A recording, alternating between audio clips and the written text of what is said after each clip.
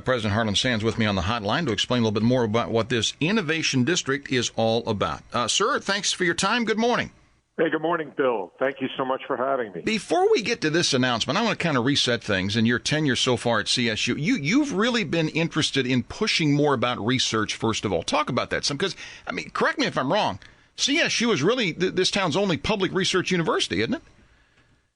You're absolutely right, Bill, and we've been focused on this since long before my arrival, but over the last couple of years, we've really advanced our contribution to solving world problems like cancer, like sickle cell anemia. We have some of the world's leading researchers that are working with the Cleveland Clinic and university hospitals on really important matters, and the great thing about it is for our undergraduate and graduate students, they get a first-rate research education for a very reasonable, affordable price. And that's what we pride ourselves on, high quality, affordability, and accessibility at Cleveland State. Let me play out the equation a little bit more. As a student, you're looking for a career to follow a passion. As you develop more and more partnerships, I mean, naturally that would mean more opportunity for students then, right?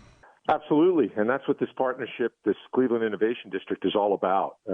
As you heard from our state leaders yesterday, any successful partnership has to involve really three things. And the first one is talent, and creating talent, retaining talent, and getting folks skilled up so they can fill the jobs that are being created over the next 5 or 10 years.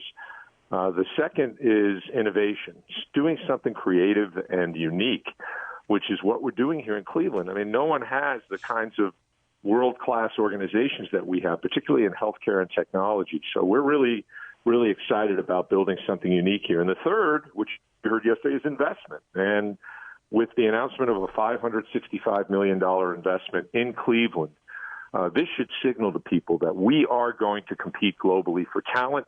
We're going to compete globally for companies to come to Cleveland, and we're going to compete globally for students.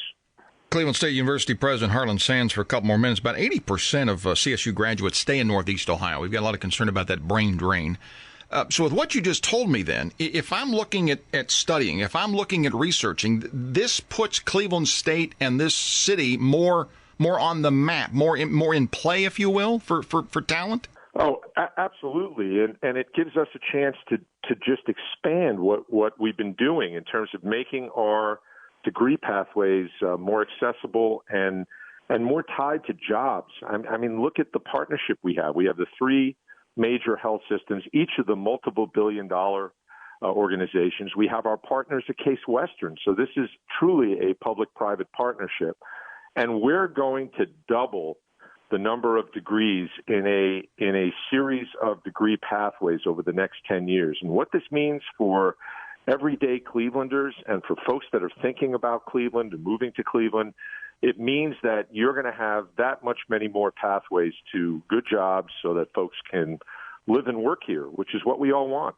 Get you out here on a couple things. A lot of talk about research with this pandemic and infectious diseases with what we're doing with innovation.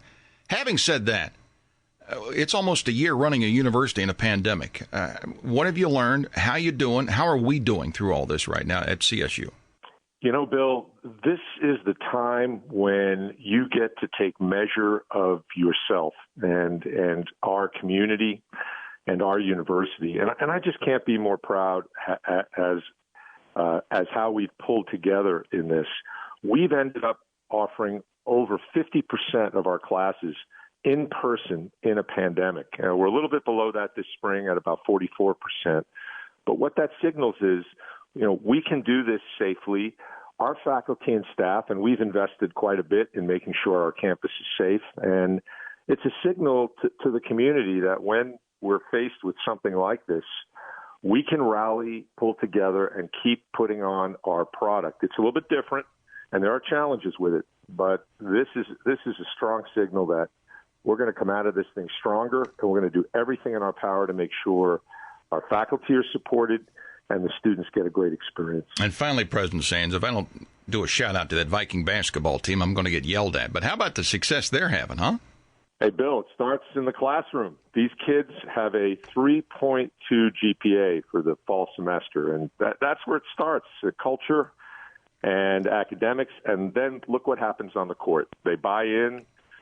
They're an incredibly gritty team if you've watched them, and I hope everybody can see what we're building at Cleveland State. Coach Gates and athletic director Scott Garrett have done a great job. Good stuff. CSU President Harlan Sands, I appreciate your time this morning. Thanks much. We hope it's a big thing for our town and region, and it all starts with CSU. Thanks, sir. Hey, Bill, it was a pleasure. I'm going to go grab my Bernie mittens and get warm.